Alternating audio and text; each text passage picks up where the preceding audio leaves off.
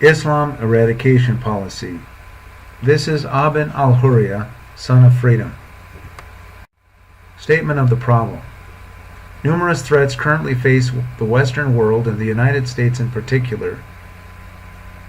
These threats are seen in terrorist acts, destruction of states, religious persecution, displaced persons due to unrest and religious persecution, migrant problem in Europe, rape epidemic in Europe, emergence of no-go zones in Europe, that is Sharia compliant zones, eclipsing of freedom of speech among people of Europe, self-censorship regarding Islam in Europe, Canada, Australia, and the United States, the spread of Sharia law in various parts of the world, human rights abuses under Sharia law, influence operations in the U.S. government from Muslim Brotherhood operators, eclipsing of national sovereignty of European states and undue influence from the Organization of Islamic Cooperation through the European Union. Here are some suggested diagnoses that have been put forth, that it can be explicable through Islamic extremism, or violent extremism, or lone wolf terrorists, or Al-Qaeda, ISIS, Boko Haram, Hamas, and other organizations. It's radical Islam, it's Islamic fundamentalism, it's economic deprivation, educational deprivation, colonialism, or possibly Islam itself. Here's the danger to U.S. military and law enforcement as I see it. The lack of clarity and precision about who the enemy is has cost the U.S. warfighter and the law enforcement years of progress in solving the problem. The effort is further hampered by white noise coming from the left. The left are functioning as enablers to the enemy. The left operate under the script of religion of political correctness. The religion of political correctness is just the modern face of cultural Marxism. The warfighter and law enforcement are further hindered by linguistic warfare and narrative warfare waged by the Muslim Brotherhood and its front groups. The U.S. government has been penetrated deeply by the Muslim Brotherhood. The warfighter and law enforcement are further hindered by orders from the highest levels of the U.S. government to stand down. Clarifying Islam threat doctrine. That the threat originates from the doctrines of Islam. That is what we need to clarify the threat as being, that it is from Islam itself. To say that the threat originates from Islam is treated as an unspeakable. To say that the threat originates from Islam is smeared as Islamophobic. This is the Muslim Brotherhood's employment of the linguistic tools of political correctness. To say that the threat originates from Islam is smeared by the left as racist, but Islam is not a race, it is a doctrine. To say the threat originates from Islam appears to be attacking one of the world's great religions. But Islam is not a mere religion. It would be more accurate to describe Islam as an ideology, a political ideology, a civilization, or a totalitarian worldview, all of which include a religious component or religious language. Islam contains a religious component, to be sure. The Quran, the Hadith, Muhammad, rituals, monotheism, but Islam also contains a corpus of law, Sharia law. And Islam contains a political theory, and Islam contains a culture. This is why Islam could be called a civilization. The threat comes from several elements of Islamic doctrine. The content of Sharia law, the theocratic nature of Islamic political theory, the tyrannical nature of Islamic doctrine, the totalitarian nature of Islam, the imperialistic nature of Islam, both historically and today, the supremacist attitude of Islam, and the unhindered use of murder and violence to further Islam's aims. Let's look at each one of these individually. The content of Sharia law. The content of Sharia law is a threat because it would replace the U.S. Constitution, U.S. Code, and state constitutions and code, and all case law. The implementation of Sharia law in the U.S. would erase our identity as a nation. Sharia law is full of regulations which are highly oppressive and trample on human rights.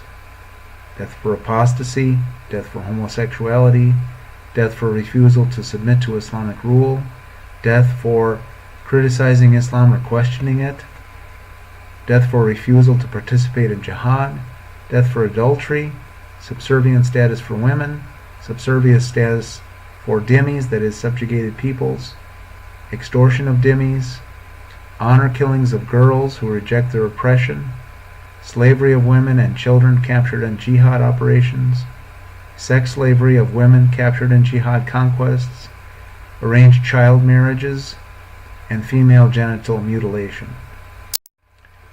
Then there is the theocratic nature of Islamic political theory. This can be seen in such documents as Sayyid Qutb's Milestones. It can also be seen in passages in Reliance of the Traveler that say that the only valid legal corpus can come from the lawgiver, not from free people who draft their own laws.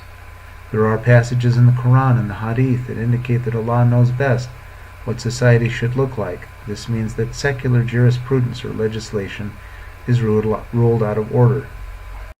Then there is the tyrannical nature of Islamic doctrine.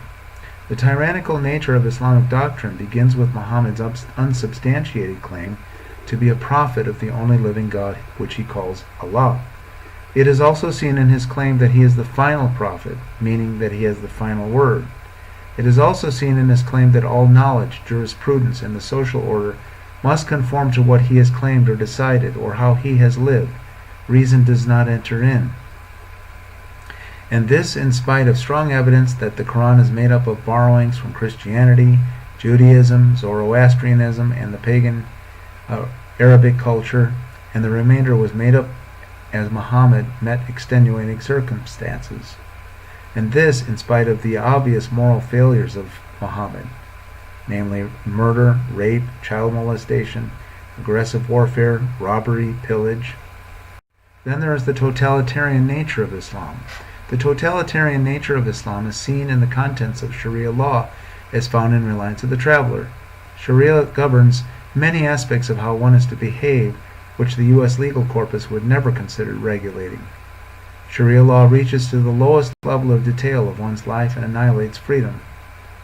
Then there is the imperialistic nature of Islam. Historically, Islam is a doctrine that is in a permanent state of war with the world, called jihad. This is how it has been since the beginning of Islam. By the end of his life, Muhammad had driven any non-Muslim out of Arabia or killed them or subjugated them. Islam waged military jihad until it had conquered northern and eastern Africa, southern Europe, central and southern Asia, and Indonesia. Islam has murdered about 270 million people and enslaved millions more. Then there is the imperialistic nature of Islam. Today, we see daily terror acts throughout the world committed in the name of Islam. We see the slow-motion takeover of Europe through the process of civilization jihad. There is reason to believe that the migration in Europe was an element of an overall plan to take over Europe. Civilization jihad is in full swing, though not as far along, as well in Canada, Australia, and the U.S.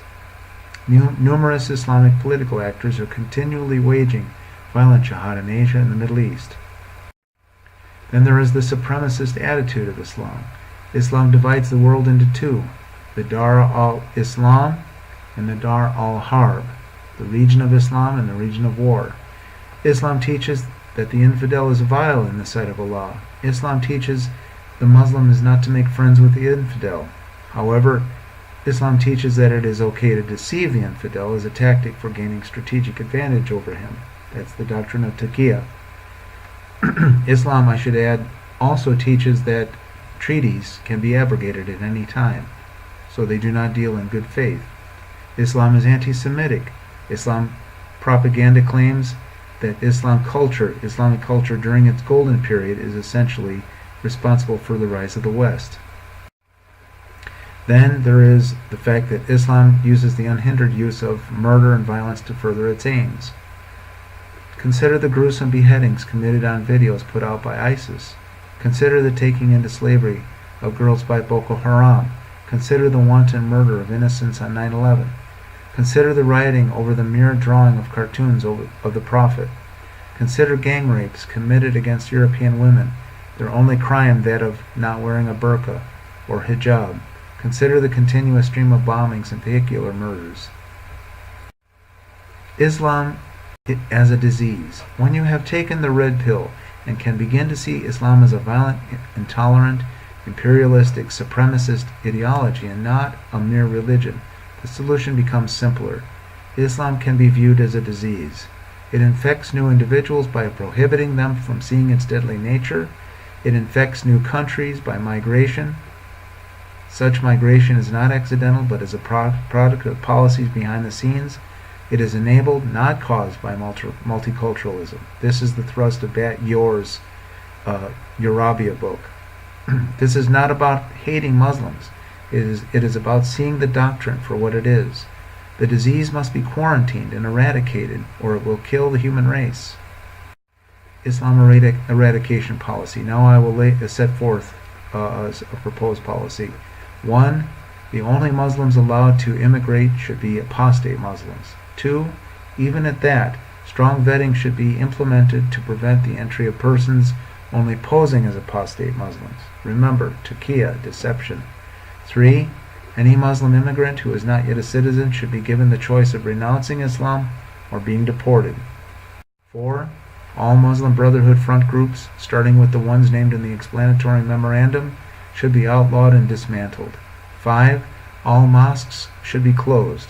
If mosques teach Islam the ideology, which they do, then they are incubators of sedition. All Islamic jihadi training camps should be shut down. All paying to the zakat by Muslims should be outlawed because part of the money goes to support jihad fighters. Islam eradication theory. Number 8. Stronger laws should be drafted to prevent civilization jihad. 9. Muslims advocating the overthrow of the government and replacement with Sharia law should be vigorously prosecuted for sedition. 10. Any attempt to abrogate the First Amendment through Islamic blasphemy law should be resisted. 11. The government should be purged of all Muslim Brotherhood influence operators. Okay, so let's look at objections. Objection A. But your policy abrogates freedom of religion. My reply is that any doctrine that forces acceptance of it by violent jihad and prevents leaving it, that is, apostasy by a death sentence, does not deserve protection by the state. Objection B. But only a tiny minority of Muslims are violent. My reply is that is a misleading statement. Numerous Pew Research polls of Muslims, especially of young adults, consistently show that a high percentage of them support violence in the name of Islam and that terrorist acts are sometimes called for. Objection C. You must be an Islamophobe. My reply is that an XYZ phobe has an irrational fear of its phobia. Isn't 270 million deaths due to violent jihad and daily killings in the name of Islam enough reason to be circumspect? Objection D. It must be possible to create a benign Islam. Reply D1. Sharia law flows out of hundreds, possibly thousands of passages in the Quran and the Hadith literature. It would not be possible to excise those passages from Islam. D2. Islam is so central to Islamic doctrine, or jihad is so central to Islamic doctrine, as to be considered a sixth pillar of the faith. It is not likely that it would be possible to remove it. D3. Islam teaches that it is perfect, and Muhammad said, "This day I have perfected your religion for you." D4. Any attempt to reform Islam gets the charge of apostasy, which carries the death sentence. Muhammad claimed to be the final prophet, and Islam claims to be the final revelation. There is not much room for reform. Objection E. I have a Muslim friend and she is a very nice person. How can you say such a horrible thing about my friend? Reply E1. Your nice friend may be only a nominal Muslim. If a revolution were to take place, your nice friend would then be likely to rediscover her religion. E2. Your nice friend may be engaging in taqiyya, deception. E3. Ask your nice friend if she would like Sharia law to become the law of the land. E4. Ask your nice friend if she would like to become a Christian or a secular humanist. E5. Present your nice friend Islam's complete teaching on women. Ask her how she feels about each teaching. See above. You sound like a conspiracy theorist. My reply to that is, read these books that you see on the screen, and then come back to me and tell me if you think I'm a conspiracy theorist. So here's my final message to America, Canada, and Australia. Even if you don't see a base, a mosque in your town, don't think it's not coming. Civilization, jihad works like termites. Wake up, America. Take the red pill. Europe doesn't need a red pill. Civilization jihad is in their faces.